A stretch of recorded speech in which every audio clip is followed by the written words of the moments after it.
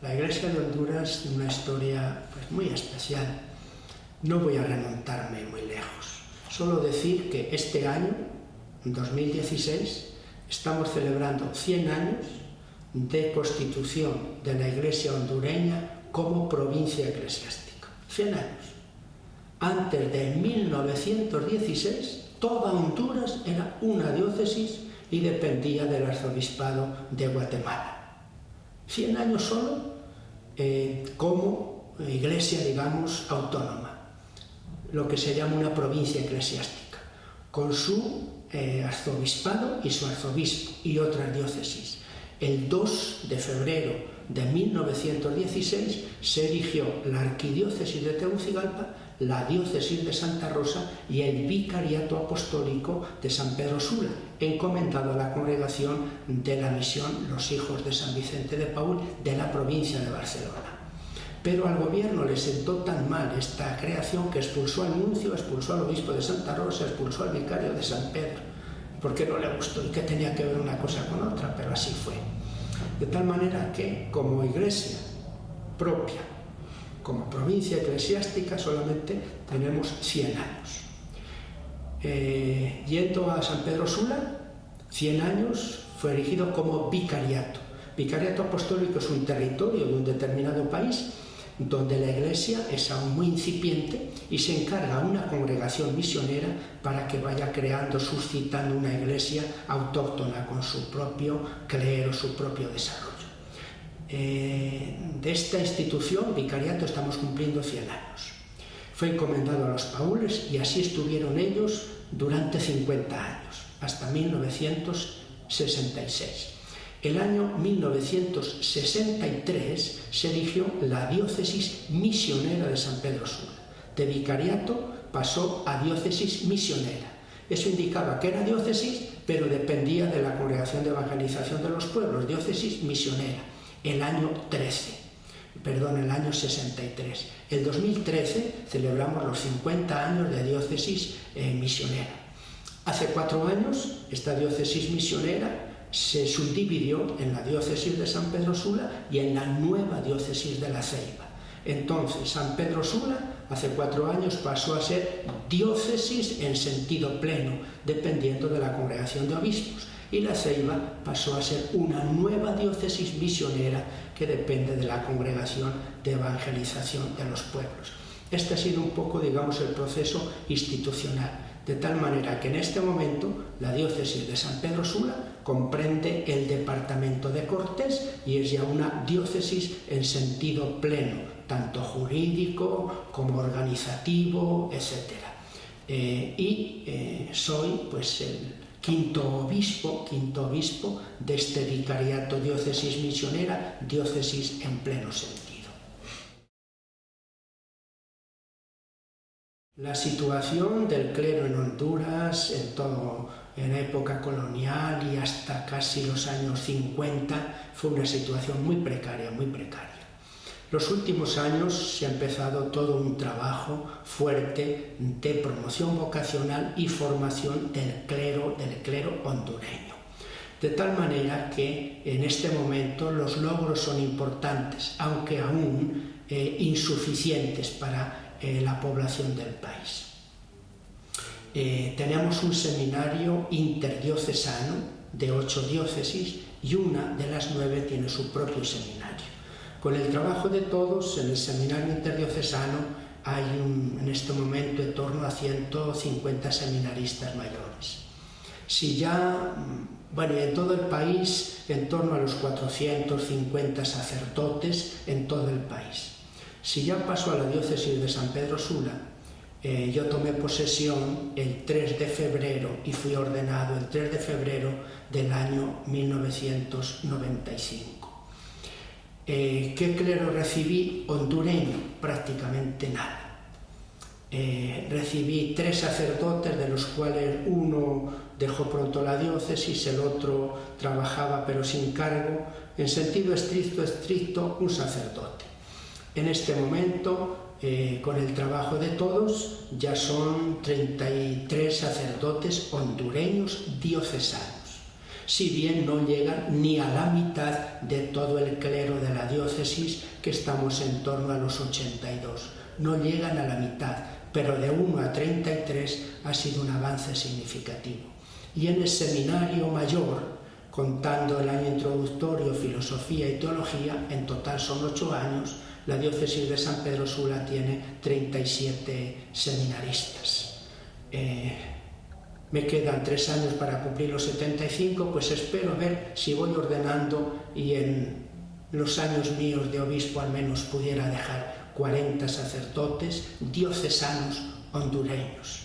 Este es un logro significativo, aún necesitamos muchos más porque no llegamos ni a la mitad de todo el clero, pero de la realidad con la que yo empecé, ya va para 22 años a la actual, ha habido un crecimiento significativo. Y ha sido trabajo de todos. Yo lo he motivado, lo he animado, pero ha sido trabajo de todos. Incluso diría que muchas veces son los laicos los que más trabajan por nuevas vocaciones que a veces los mismos sacerdotes. Doy gracias a Dios pues por esta colaboración y por este logro en el aspecto de las vocaciones sacerdotales. Pues una diócesis con muy poco clero, si se ha ido desarrollando, básicamente ha sido pues por los laicos. Pero es que también, seamos realistas, el ministerio sacerdotal, el número de sacerdotes siempre es minoritario, mínimo comparado con los laicos. La Iglesia es todo el pueblo de Dios.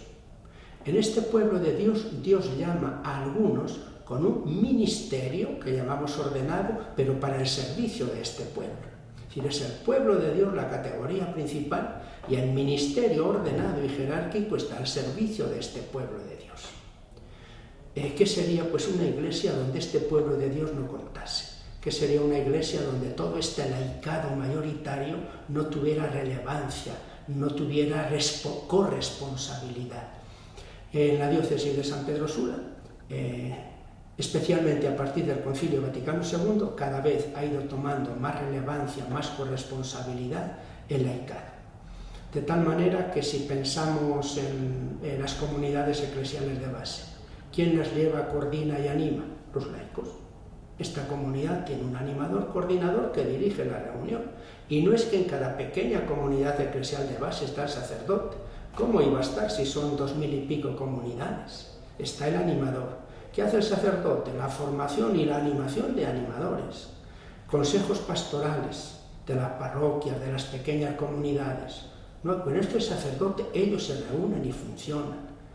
Comisiones de salud, de liturgia, de juventud, de catequesis, de familia. ¿Quiénes la forman? Los laicos. El sacerdote forma, motiva, anima, pero que no está en esa reunión, no importa.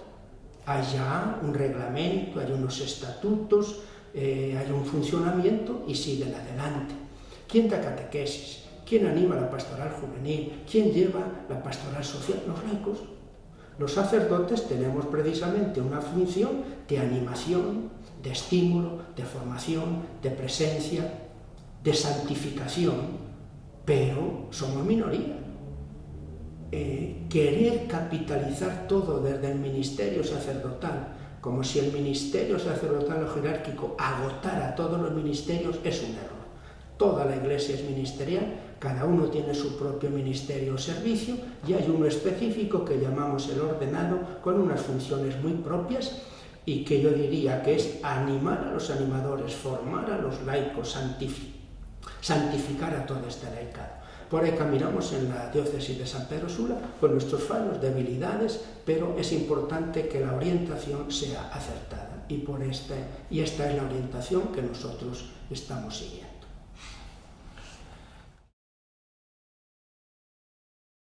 Yo creo que es bueno remontarnos al Concilio Vaticano II. El Concilio Vaticano II ha sido el acontecimiento más importante del siglo XX, son palabras del Papa San Juan Pablo II. El Concilio Vaticano II ha marcado como un momento significativo en toda la vida de la Iglesia. El Concilio Vaticano II habló de esa Iglesia abierta al mundo, de esa Iglesia en diálogo. Recordemos Pablo VI, mi admirado Papa Pablo VI, Iglesia en diálogo. Uno de los decretos del Vaticano II fue el decreto Ad Gentes, la Iglesia misionera. Ad Gentes, más allá, siempre más allá. Y el Concilio Vaticano II dio a la Iglesia esa mayor salida al mundo, esa apertura, esa dimensión misionera. Y misionera siempre más allá de lo ya logrado. Animado por ese espíritu del Vaticano II, recordemos Pablo VI, Evangelii Nuntiandi, la exhortación apostólica Evangelii Nuntiandi. Para mí la leo y tiene una actualidad como si fuera para hoy, con una claridad, una transparencia mediterránea, como era el pensamiento del Papa Pablo VI. Un documento muy inspirador para toda la Iglesia. En América Latina en concreto, ese documento iluminó especialmente a Puebla. Pensemos en San Juan Pablo II, Redentoris Missio. Quizá no muy resaltada, pero fue toda una carta pastoral sobre la Iglesia misionera.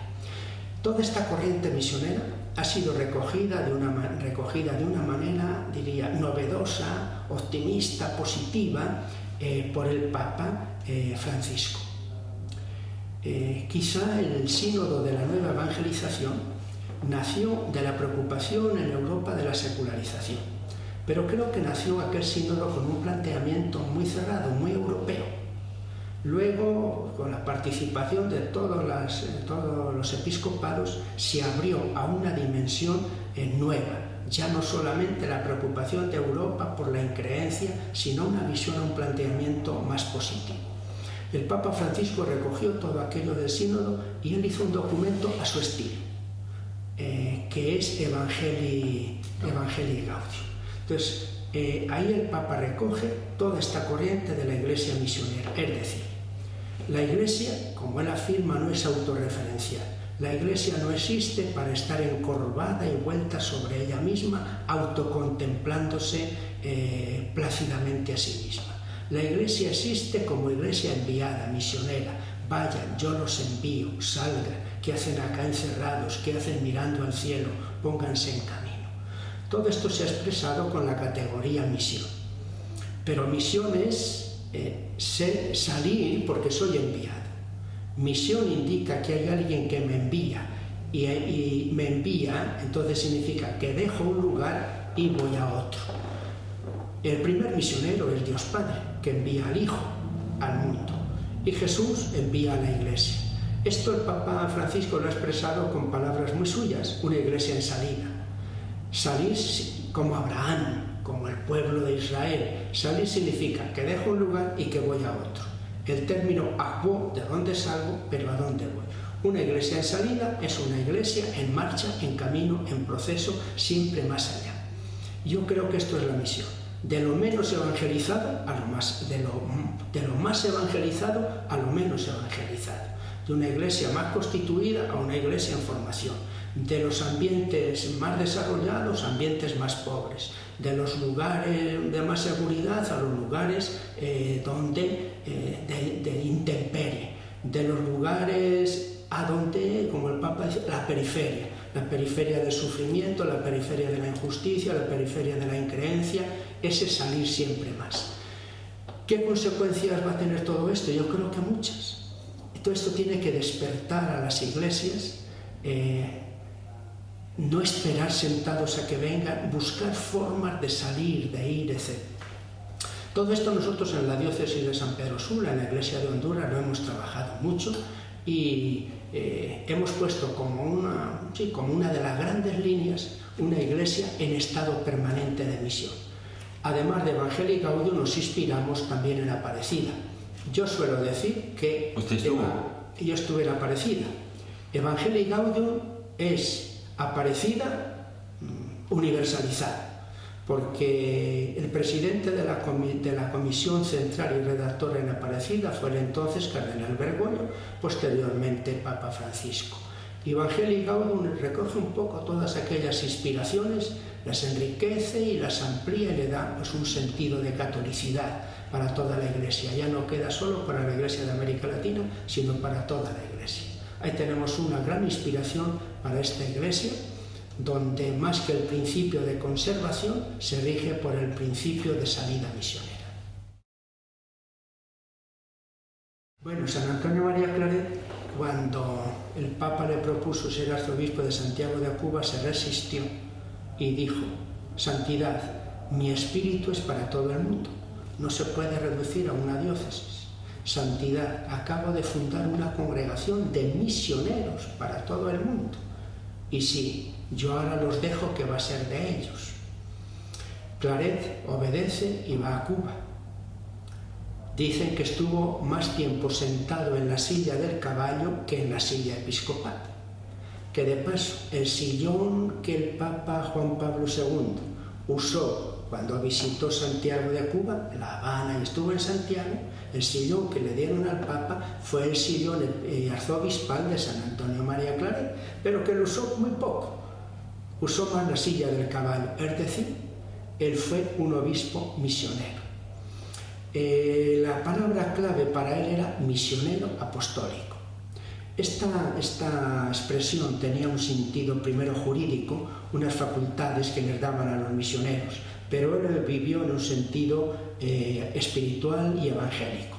Para él era misionero a la apostólica, misionero al estilo de los apóstoles. Para él, Pablo, Pedro, los apóstoles eran sus inspiradores. Conservamos muchos libros de Claret, leía mucho, escribía, y tiene el Concilio de Trento. Padre Claret tiene subrayado y con una manecilla que él ponía, diciendo que la función principal del obispo es predicar la palabra de Dios, evangelizar.